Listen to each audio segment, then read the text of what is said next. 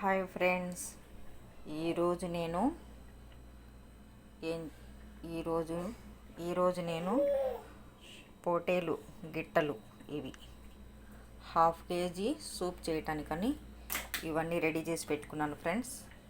ఒక కప్పు పచ్చి కొబ్బరి, లవంగం, చెక్క సరిపడా, అల్లం వెల్లుల్లి పేస్టు 2 స్పూన్లు, 100 గ్రాములు ధనియాలు, ఒక టమాటా, 4 పచ్చిమిరపకాయలు, డ్రై మసాలా లాస్ట్న వేస్తాను ఫ్రెండ్స్. ధనియాలు అవన్నీ వేసి పెట్టుకున్నది. వీటికి ఇవి కావలసినవి. ఇదిగోండి, కడిగి ఇలా కుక్కర్లో వేసుకోవాలి. ఆ తర్వాత దీనిలో కొంత పసుపు చల్లుకోవాలి. పసుపు, ఉప్పు వేసుకొని ఉడకబెట్టుకోవాలి. దీనికి 10 విజిల్స్ రావాలి ఫ్రెండ్స్. అప్పుడు కనుక ఇది అవ్వదు. ఆ తర్వాత తగినంత ఉప్పు.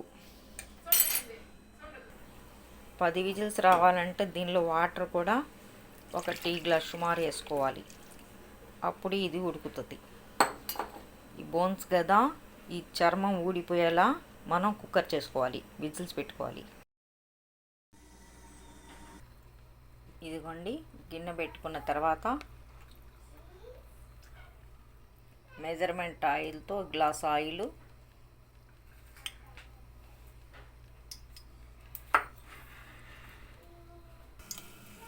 ఆయిల్ కాగిన తర్వాత టమాటా, ఉల్లిగడ్డ ఇలా వేసేసుకోవాలి.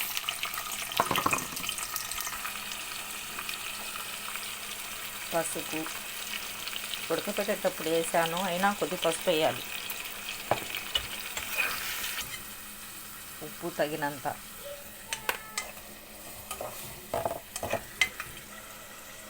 ఇదిగోండి, టమాటా ఉల్లిగడ్డ వేగుతుంది కొద్దిగా.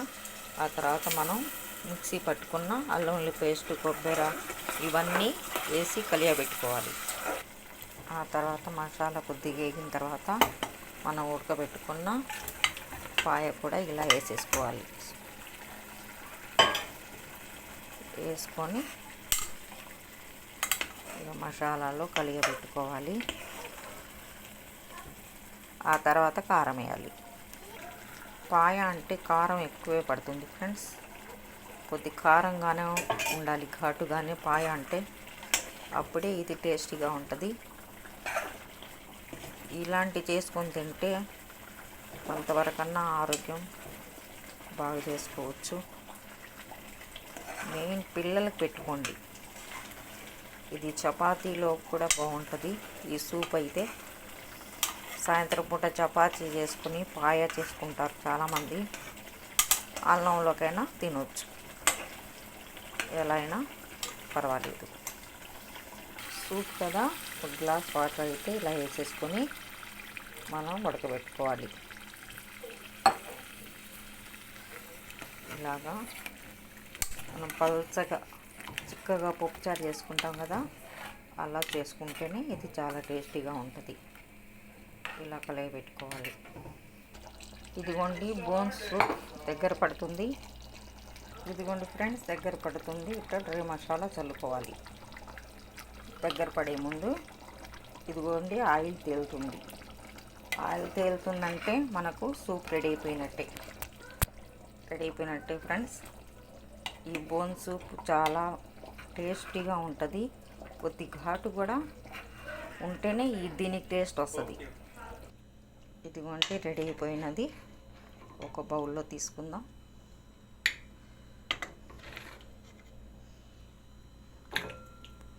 ఇదిగోండి ఫ్రెండ్స్, అయిపోయింది బోన్ సూప్. తర్వాత కొత్తిమీర ఇలా వేసుకోవాలి. ఏ కూరలైనా కూడా నాన్ వెజ్ ఐటమ్స్ చేసుకున్నా కంపల్సరీ కొత్తిమీర వేసుకోవాలి. పూర్వకాలంలో జొన్న రొట్టె, సద్ద రొట్టె అవన్నీ చేసుకొని ఆ రొట్టెలో ఈ సూప్ చేసుకొని తినేవాళ్ళు. ఎంతో ఆరోగ్యంగా ఉండేవాళ్ళు. కాళ్ళకు చెప్పులు లేకుండా కూడా చాలా దూరం నడిచి అడవులకు వెళ్ళి కట్టెలు కొట్టుకొచ్చి ఆ కట్టెల మోపులు మోసుకొని వస్తూ, కనీసం చెప్పులు కూడా ఉండవు వాళ్ళకి. అలా కష్టపడి నడిచి ఎంత దూరం నడిచేవాళ్ళు. ఇప్పుడు పిల్లలు నడవలేకపోతున్నారు. సైకిల్ అయినా ఉండాలి. ఇది ఏదైనా బండైనా ఉండాలి.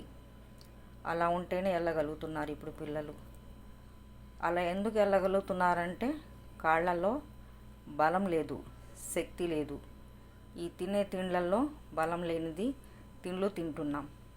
బయట నూడిల్స్, బర్గర్స్, పాప్కార్న్స్ అని, పానీపూరీలని ఇలా తింటే ఏం బలం వస్తుంది ఫ్రెండ్స్?